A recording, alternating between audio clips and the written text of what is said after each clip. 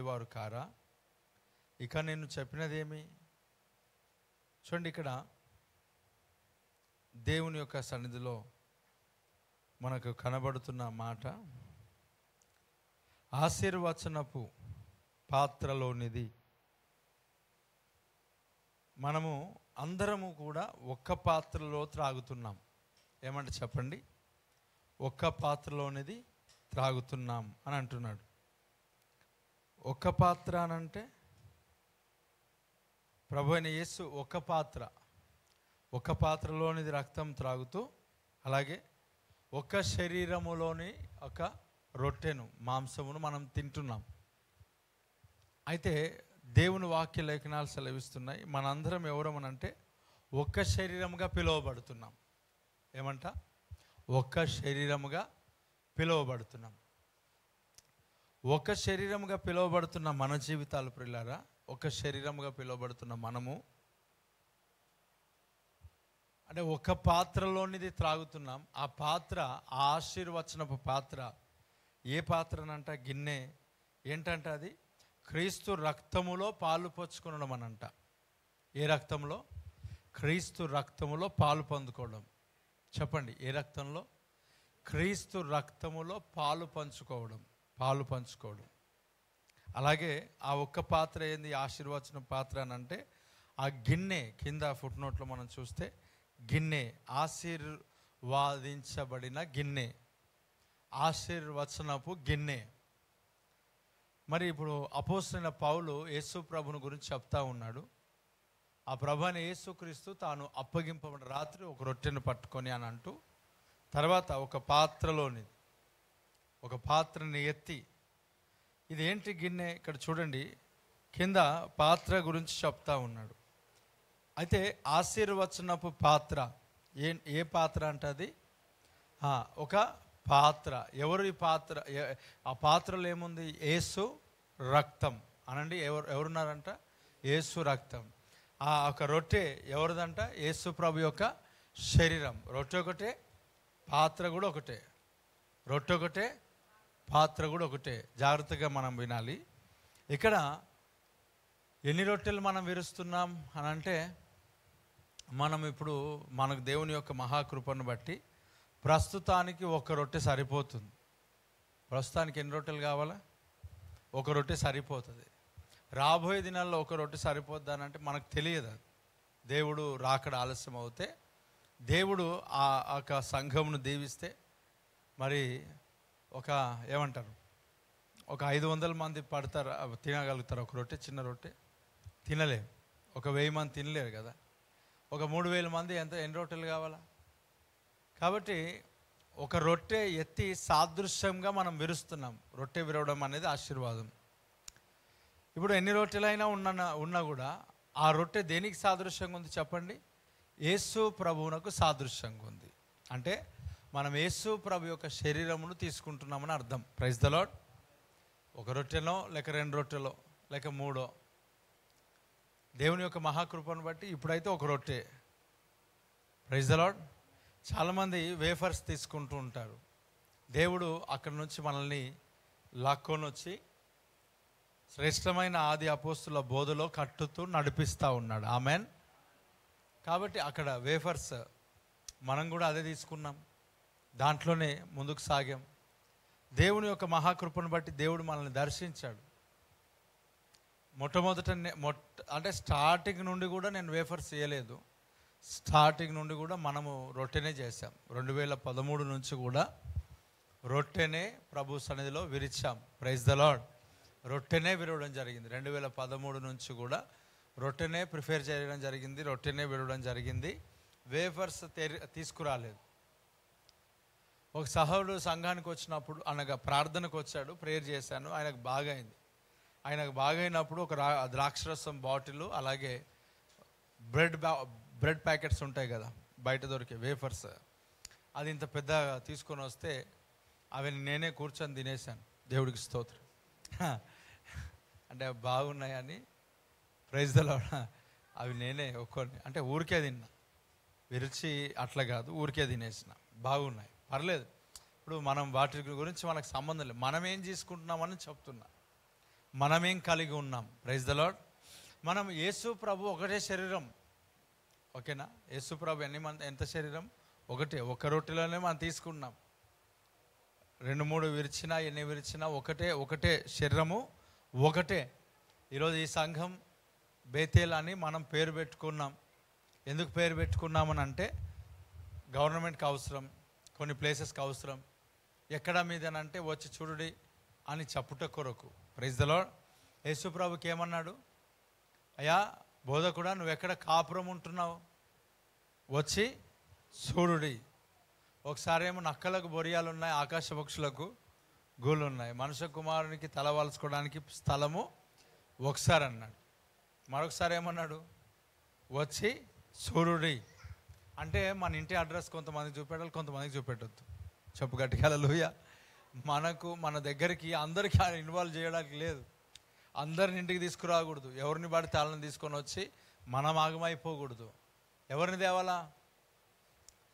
యోహాను పంపించిన అవసరమైన వ్యక్తులను మాత్రమే మనం ఇంటికి తీసుకురావాలి. ఎవరిని పడితే వాళ్ళని తీసుకొస్తే ఎట్లాగా? ఎవరిని పడితే వాళ్ళని మనం ప్రభు దగ్గరికి మన ఇంటికి తీసుకురాకూడదు. ఎవరిని పడితే వారిని ఇంటికి తీసుకొని వచ్చి కూర్చోబెట్టి టీలు, స్నాక్స్ మనం స్నాక్స్ ఏమి ఇవ్వం, కానీ స్నాక్స్ ఇస్తాం. ఇలాంటివి ఇచ్చి మనం ఇంట్లో కూర్చుంటే చూడండి, వాళ్ళు ఎందుకు వచ్చారు అని అంటే చూడ్డానికే వచ్చారు. చెప్పండి, ఎందుకు వచ్చారు వాళ్ళు?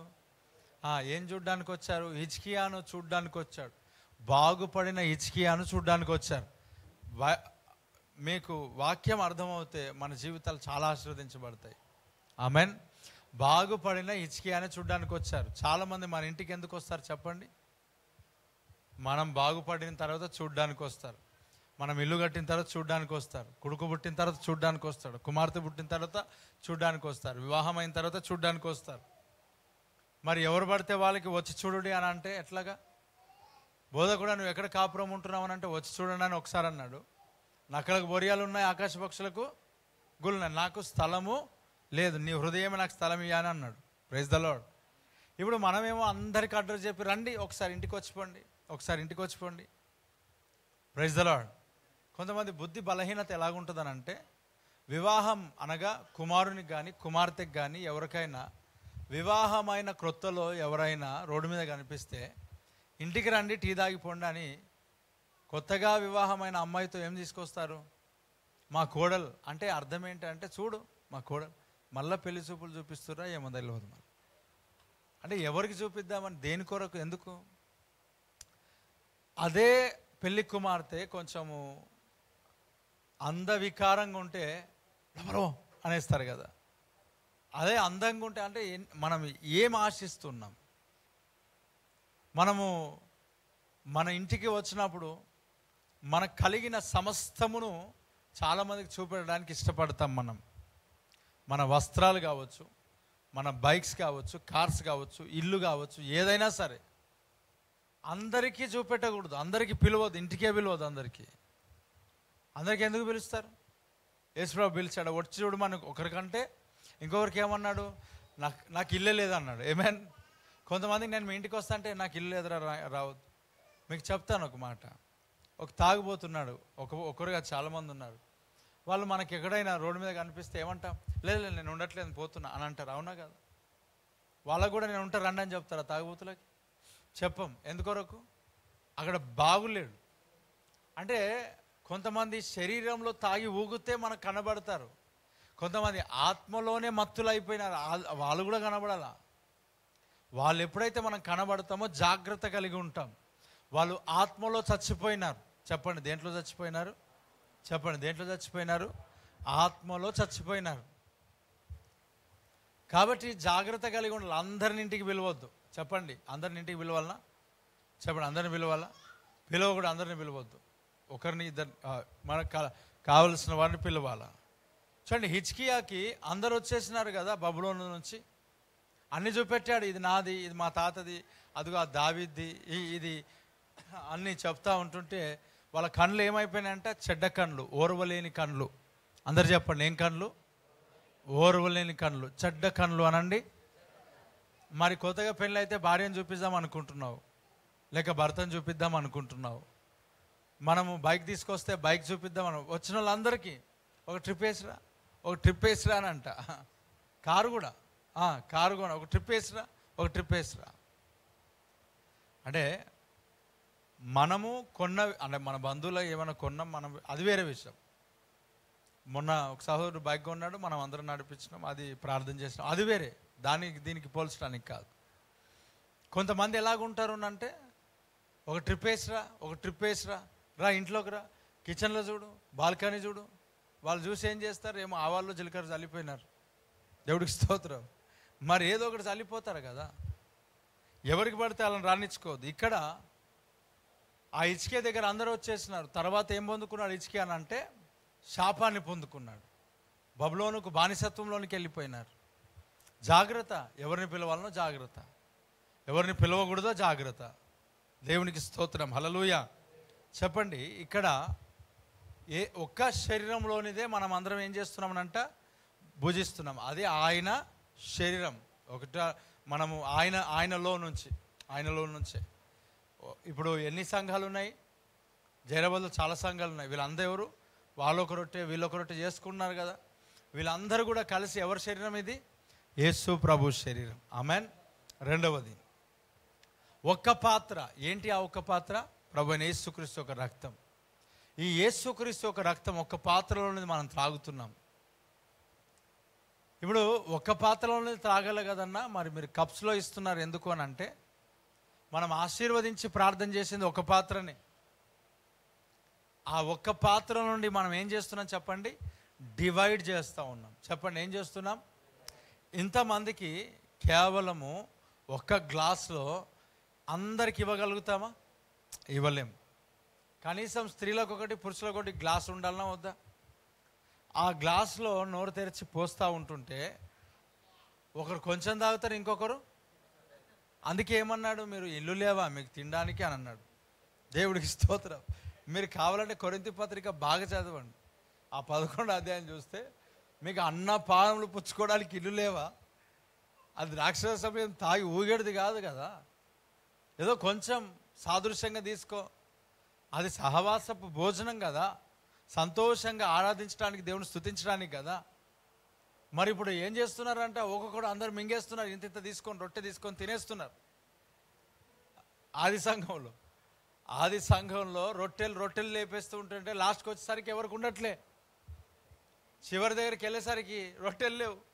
అప్పుడు అన్నాడు, మీరు అందరు ఒకరికొకరు ఏం చేయాలంట, కనిపెట్టుకొని ఉన్నాడు. ఎందుకు? లాస్ట్లోనికి రొట్టె లేదు. అమ్మ వింటున్నారా? లాస్ట్లోనికి కనిపెట్టుకొని ఉన్నప్పుడు ఏమవుతుందని అంటే, లాస్ట్లోనికి తక్కబడ్డప్పుడు ఫస్ట్ టైం దగ్గర విరిచి తీసుకుపోయి కొంచెము అక్కడ ఇస్తున్నాడు. అందుకే ఒకరినొకరు ఏం చేయాలంట, కనిపెట్టుకొని ఉండుడి. మరి ఇప్పుడు చెప్పండి, ఒక గ్లాస్లో మీకు రక్తాన్ని ఇస్తున్నాం అందరికని అంటే ఎవరు కనిపెట్టుకోవాలా? మరి అయిపోతే ద్రాక్షరసం అంటే ప్రజలు ఎంతమంది వచ్చారో తెలియదన్నా, ఎంతనో అంత కలపాలా అని అంటారేమో. Praise the Lord. మరి అది సమస్య ఆది సంఘంలోంచి ఉంది కదా. అపోస్తులు కూడా వాళ్ళ దగ్గర కూడా రొట్టెలు అయిపోయినాయి, అందుకొరకు కనిపెట్టుకోనమన్నారు. ఆది సంఘమే కాదు, ఇంకా సంఘం ప్రారంభించక మునుపు యేసుప్రభు ఉన్నాడు కానాను విందులో. అక్కడ కూడా ఏమైపోయిందంట, ద్రాక్షరసం అయిపోయింది.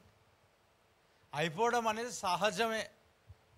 ఏ పెళ్ళిలో అయినా ఎక్కడైనా కానీ ఖచ్చితంగా ఆహారం అయిపోతుంది. అయిపోవడమే ఆశీర్వాదం. చెప్పండి, అయిపోవడమే ఆశీర్వాదం. ఏమంటారు ఇప్పుడు పెళ్ళిలో, మొత్తం ఇంత పడేసినామని అన్నా, లేకపోతే అన్నం తక్కువ పడింది ఎంత పబ్లిక్ అని అంటారు. దేవుడికి ఇస్తుంది. ఏది బాగుంది రెండిట్లో? మళ్ళీ 3 సార్లు పెట్టారు. ఎన్నిసార్లు? 3 సార్లు పెట్టారంటే ఏమనిపిస్తుంది? అమ్మ పబ్లిక్ ఎంత వచ్చారు. Praise the lord. అయిపోవడమే మంచిది. ఆమెన్. అంటే మరీ కొంతమంది చాలా తక్కువ చేస్తారు, అది వేరే విషయం. అయితే ఇక్కడ చూడండి, ఈ పాత్రలో డివైడ్ చేయడానికి గల కారణం, ఈ కప్స్ ఇచ్చినామప్పుడు ఏమవుతుందని అంటే లాస్ట్ వరకు ఏం జరుగుతుంది చెప్పండి? అందుతుంది. కనిపెట్టుకొని ఉంటారు. ఆమెన్. అప్పుడు ప్రార్థన చేసిన తర్వాత మనం అందరం తీసుకుంటే అది ఒక క్రమం, అదొక పద్ధతి. ఒక్క ఆశీర్వచనపు పాత్రలోనిది, ఒక్క శరీరంలోనిదే మనందరం పుచ్చుకుంటున్నాం కనుక మనందరం ఎవరంటే చెప్పండి? ఏక శరీరముగా, ఒక్క శరీరముగా మనం ఉన్నాం. అదే క్రీస్తు శరీరము అనబడుతున్న సంఘము. Praise the Lord. చెప్పండి ఏమంట? క్రీస్తు శరీరం అనబడుతున్న సంఘము. చెప్పండి, ఒక్క శరీరముగా ఉంటున్న మన జీవితంలో, ప్రైజ్ ద లార్డ్, చేతికి దెబ్బ తాకినప్పుడు ఈ రైట్ హ్యాండ్కి దెబ్బ తాకితే లెఫ్ట్ హ్యాండ్ మంచిగా అయింది అని అంటారా? బాగా జరిగింది, బాగుపడిండ్రు అని అంటారా? చెప్పండి, కాలుకు దెబ్బ తాకితే బాగా చేసి నీకు ఇట్లనే కావాలా అని అంటుందా? చెప్పండి ఏమంటుంది మనసు? ఏమంటుంది ఈ లెఫ్ట్ కాలు? ఏమంటుంది చెప్పండి? రైట్ కాలు ఏమంటుంది? శరీరంలో ఎక్కడ దెబ్బ తగిలినా, శరీరంలో ఎక్కడ ఇబ్బంది జరిగినా, శరీరంలో ఎక్కడ ఇబ్బంది జరిగినా ఏమంట? శరీరం అంతా కూడా ఏం చేయబడుతుంది చెప్పండి? బాధపడుతుందంట. అమ్మా ఏం పడుతుంది చెప్పండి? అయ్యా ఏం పడుతుంది చెప్పండి? ఏం పడుతుంది? సంఘము అనేది ఏక శరీరముగా ఉంటున్నప్పుడు సంఘములో ఎవరికి ఇబ్బంది జరిగినా ఎవరు బాధపడాలా? శరీరం అంతా బాధపడాలా. మరి శరీరాలు బాధపడతలేవు, బాగా విరవీగినాడు, బాగా అయిందని అంటారు. Praise the Lord. సంఘం అంతా సంతోషించాలి కదా. ఏమంట?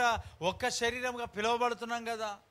ఒక శరీరంగా పిలువబడుతున్నప్పుడు నీ చేయికి దెబ్బ తాకితే ఏమనిపిస్తుంది నీకు? మనసుకు. తలకు దెబ్బ తాకితే ఏమనిపిస్తుంది? కాలుకు దెబ్బ తాకితే ఏమనిపిస్తుంది? నడుము నొప్పి వస్తే ఏమనిపిస్తుంది? Praise the Lord. అంటే దేవుని వాక్యం ఏమంటున్నాడు అంటే, నిన్ను వలె నీ పొరుగు వారిని ప్రేమించు అంట. నువ్వు ఇతరులకు పరిచర్య చేయమంట. దేవుని వాక్యం చెప్తా ఉన్నది, ఇతరులకు బలహీనతల్లో, సమస్యలలో, ఇబ్బందుల్లో ఉంటున్నప్పుడు వారి ఇబ్బందులలో పరామర్శించడమే నిజమైన భక్తి అని వాక్యం చెప్తుంది. అయ్యా వింటున్నారా? Praise the Lord. అంటే ఈరోజు ఈ ప్రభు రక్తమాంసాలలో పాలు పంచుకోవడానికి సిద్ధపడిన నీవు, నేను, మనము సంఘములో ఇతరులకు ఇబ్బంది జరిగినప్పుడు బాధపడుతున్నామా లేక సంతోషిస్తున్నామా? Praise the lord. మరలా ఇక్కడ చూడండి, ఇక్కడ ఇది బరువైన వస్తువు. ఇదే వస్తువు చెప్పండి? ఇది బరువైన వస్తువు. ఇది బరువైన వస్తువు. ఇదే వస్తువు బరువు ఉంది. ఓకేనా? ఈ బరువు ఉంటే ఈ రైట్ హ్యాండ్తో నేను లేపుతున్నా, ఈ లెఫ్ట్ హ్యాండ్ ఇట్లా వెళ్ళిపోతుంది. చెప్పండి వెళ్ళిపోతుందా? లెఫ్ట్ హ్యాండ్ ఏం చేస్తుంది? లెఫ్ట్ హ్యాండ్ ఏం చేస్తుంది? ఇది చేతనైతే లేదు. లెఫ్ట్ హ్యాండ్ ఏం చేస్తుంది? వచ్చి పడుతుందా లేకపోతే దూరం వెళ్ళిపోతుందా? అంటే దూరం పోతున్నావు అంటే నువ్వు శరీరంలో పాట కాదా? ఒకవేళ రావట్లేదంటే ఈ చేయికి ఏమొచ్చింది? పెరాలసిస్ వచ్చింది.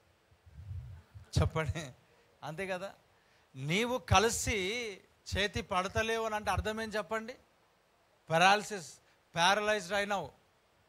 సంఘములో నువ్వు కలిసి పని చేస్తలేవు అని అంటే, వినండి, సంఘంలో కలిసి పని చేస్తలేవనంటే, సంఘంలో అందరితో నువ్వు కలిసి ఉండట్లేదని అంటే, ఇతరులు సెకండ్ ఇచ్చి ప్రైజ్ లార్డ్ చెప్తే చేతులు జోడించి ప్రార్థన చేయడం అంటే ఇట్లా వెళ్ళిపోయింది అనుకో. ఏమైంది దీనికి? పెరాలసిస్ అనండి. ఇప్పుడు ఈ చెయ్యి బాగుంటే ఏమవుతుంది తెలుసా? వందనాలు అంటుంది. Praise the Lord. చెయ్యి బాగుంటే ఏమంటుంది? శరీరంలో పాటే కదా. చెయ్యి బాగుంటే ఏమంటుంది? వందనాలు అంటుంది. చెయ్యి బాగాలేకపోతే అంతే కదా. ఒక్క శరీరంగా పిలువబడుతున్నాం. వాక్యం చెప్తా ఉంది నేనుగా. దేవునికి స్తోత్రం. అంటే ఈ స్థితిలో లేని వాళ్ళందరూ ఏమనుకుంటారని అంటే నా గురించి తిడుతున్నారు. Praise the Lord. ఈ స్థితిలో ఉన్న వాళ్ళు ఏమనుకుంటారంటే అలా అనుకోరు. ఈ స్థితిలో లేని వాళ్ళు అబ్బా బాగా చెప్పాడు. Praise the Lord. అలా ఉండాలా. ఒకవేళ మనం అలాంటి క్యారెక్టర్ ఉన్నదానికి ఏమనుకుంటే చెప్పాలా తెలుసా?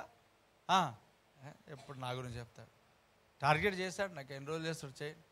దేవుడికి స్తోత్రం. ఎన్రోల్ చేస్తాడు చేయండి. ఇందులో లేదనుకో సూపర్, కరెక్టే, అది మాట కరెక్టే, అది కరెక్టే అనిపిస్తుంది. ఎన్ని మనసులు పనిచేస్తాయి మనకి. Praise the lord.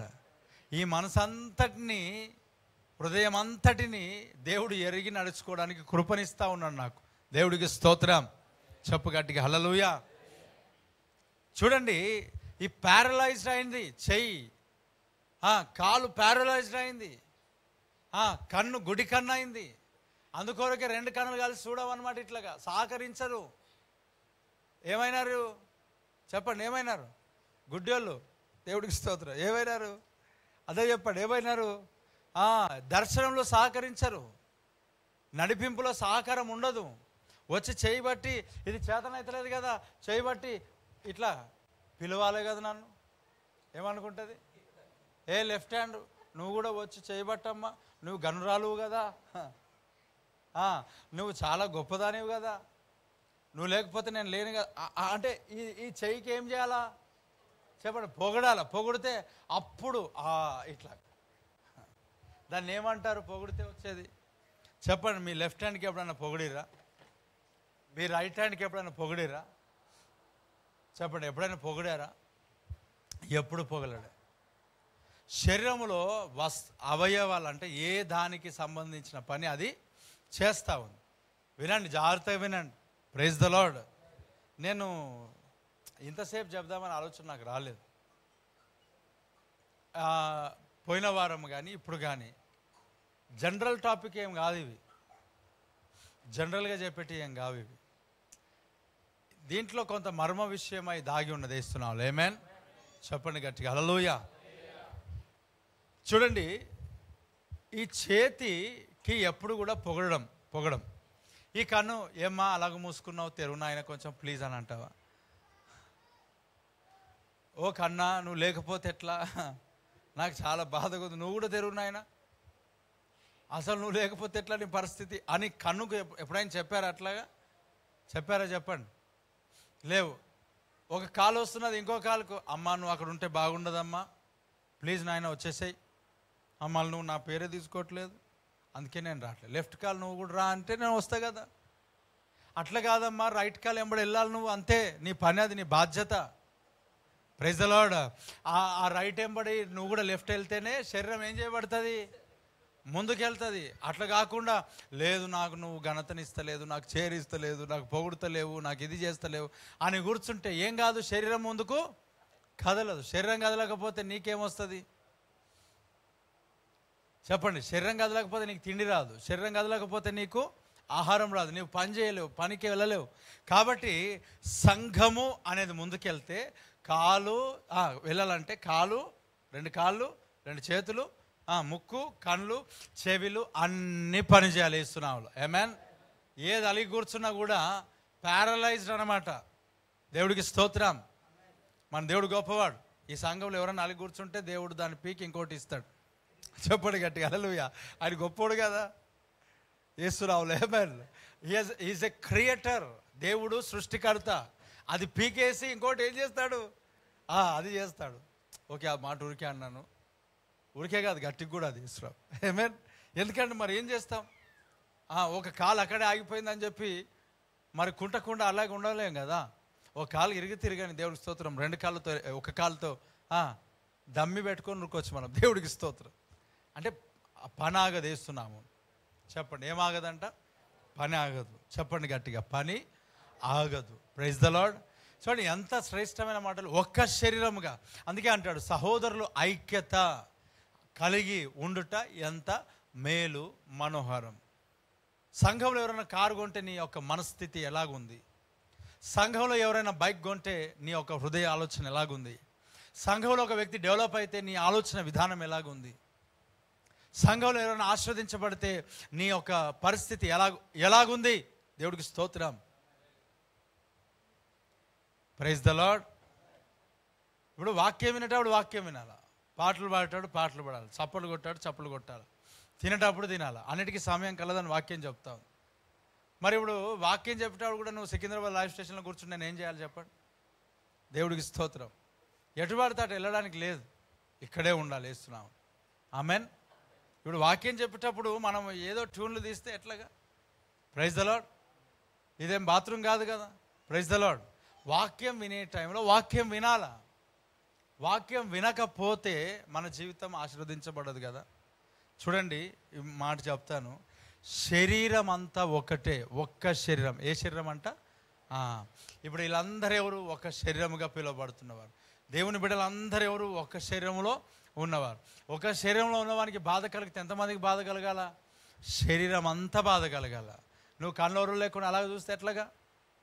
Praise the Lord. చెయ్యి ఏదో ఇట్లా ఊగులు ఆడుకుంటూ వెళ్ళిపోతే ఆ చెయ్యికి దెబ్బ తాకింది, బాగైంది అంటదా లెఫ్ట్ హ్యాండ్?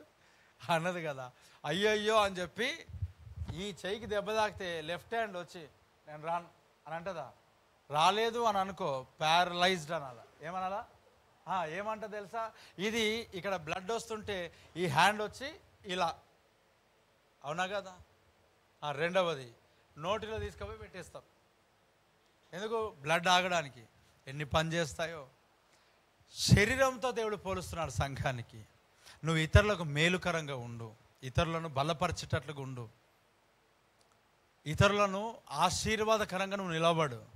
నీ వందన సమర్పణ ఇతరులను ఆశీర్వదించేటట్లు ఉండాలి, దీవించేటట్లుగా ఉండాలి.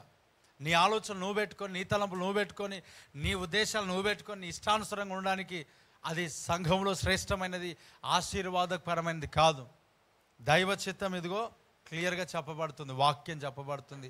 ఒక దైవ సేవకుని ద్వారా ఈ వాక్యం నీకు బయలుపరచబడుతున్నది. కాబట్టి ఈ వాక్య ప్రకారం నడవకపోతే, నీకు నచ్చకపోతే దానికి నేనేం చేయలేం, బాధ్యులుగా లెక్క చెప్పాల్సి వస్తుంది ఖచ్చితంగా. లెక్క అనేది ప్రతి దానికి ఉన్నది కదా. Praise the Lord. ఇదిగో ఇంత క్లియర్గా వాక్యం చెప్తున్నాం. ప్రవర్తన మారాల. చాలామంది సంఘానికి వస్తారు, ప్రవర్తన మార్చుకోరు, జీవితాలు మార్చుకోరు, వాక్యాలు వింటూ ఉంటారు, బుద్ధి మారదు. మారాల. ప్రభు రక్తమాంసంలో ఉన్నాం, మార్చుకో. మన హృదయాలు మార్చుకొని ప్రభు సన్నిధిలో రక్తమాంసంలో పాలు పంచుకుందాం. ప్రతి ఒక్కరు మోకరించుదాం. దేవుడు మనతో మాట్లాడినట్లయితే మోకరించి ప్రార్థన చేసుకుందాం. ఇక్కడ ఒక మాట చెప్తాను వినండి. క్షమించడం అంటే అర్థం తెలుసా? ప్రభా నన్ను ఎందుకు మాట్లాడుతున్నాను నీకు తెలుసు, క్షమించు ప్రభా అని అంటే దేవుడు ఒప్పుకోడు. దేవుడికి స్తోత్రం. ఒకటే ఫైనల్ క్షమాపణ అంటే, ప్రభా నన్ను క్షమించాలని దాన్ని సరి చేసుకోవడమే క్షమాపణ. సరి చేసుకోవడం, మరలా రిపీట్ అవ్వకపోవడం. ప్రభు రక్తవంశంలో పాలు పంచుకుంటూ మరలా నీ బుద్ధి అట్లాగానే ఉండి క్షమాపణ కొన్న కన్నీళ్ళు గార్చిన అంటే దేవుడు ఒప్పుకోడు. వేస్తున్నావులో నాకు ఒప్పుకోడు, నీకు ఒప్పుకోడు. నాకేం పెద్ద కొమ్ములు లేవు, నీకు లేవు. Praise the Lord. అందరం ఒకటే, ఒక పాత్రలో త్రాగాల, మనము సరి చేసుకొని. ఇప్పుడు ఇంకో మాట చెప్పి ముగిస్తాను చూడండి. వాక్యంలో చెప్తాడు, దీనిలో అయోగ్యముగా పాలు పంచుకుంటే, అయోగ్యత అంటే ఏంది తెలుసా? యేసుప్రభు రక్తంలో కడగబడి అదంతా యోగ్యతలోనికి వచ్చేసినప్పటికీ కూడా మనము ఈరోజు ఈ వాక్యం చెప్పాం, ఇది విన్న తర్వాత కూడా నీ బుద్ధి మారకపోతే అది అయోగ్యతనే, అది అయోగ్యతనే. సో ఈ హెచ్చరికలను మన జీవితాల్లో శ్రేష్టమైనదిగా తీసుకొని మారు మనసు పొంది దేవుని స్థలంలో ఈ ప్రభు రక్తమాంసంలో దగ్గరికి నువ్వు రా. ఒకవేళ నువ్వు సరిగ్గా లేకపోతే మీరు కూడుకొనటము శిక్ష కొరకే తప్ప ఆశీర్వాదం కొరకు కాదు. దీంట్లో రోగులై ఉన్నారు, బలహీనులు అవుతారని వాక్యం చెప్తా ఉంది. నాకు సంబంధం లేదు ప్రభువా, యేసు నామములో అడుగుతున్నాం తండ్రి, ఆమెన్. మోకరిద్దాం.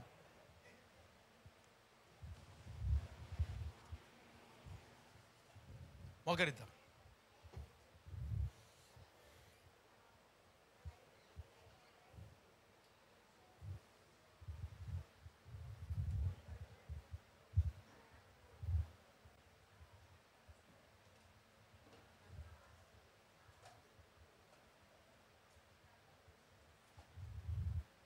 కళ్ళు మూసుకుందాం ప్రతి ఒక్కరం దేవుని సన్నిధిలో.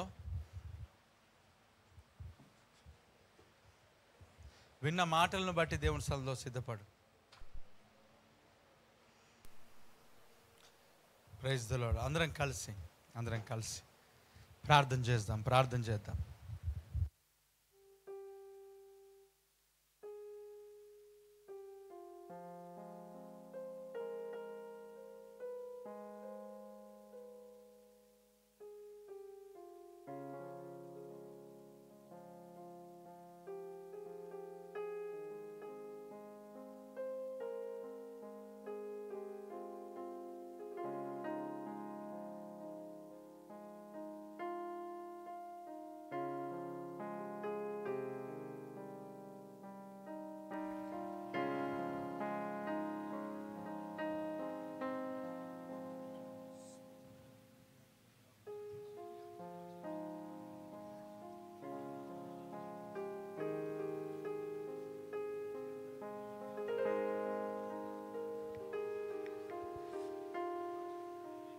నీ రక్త మాంసంలో అయోగ్యముగా పాలు పంచుకోకూడదయ్యా.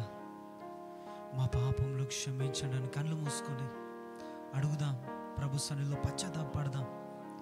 అయ్యా, బలహీనులు రోగులై ఉంటారు, కొంతమంది నిద్రించి ఉన్నారని వాక్యంలో సెలవిచ్చిన విధంగా అయ్యా అట్లా ఉండకూడదు ప్రభా. ఆ రీతిగా మేము ఉండొద్దయ్యా. మా జీవితాలను కడుగయ్యా, మా హృదయాలను కడుగయ్యా. నీ సన్నిధానంలో మేము ప్రతిమలాడుచున్నాం. అవునయ్యా, గోజారుతున్నామయ్యా. అయ్యా, మమ్మలను క్షమించు, మా పాపములను క్షమించు.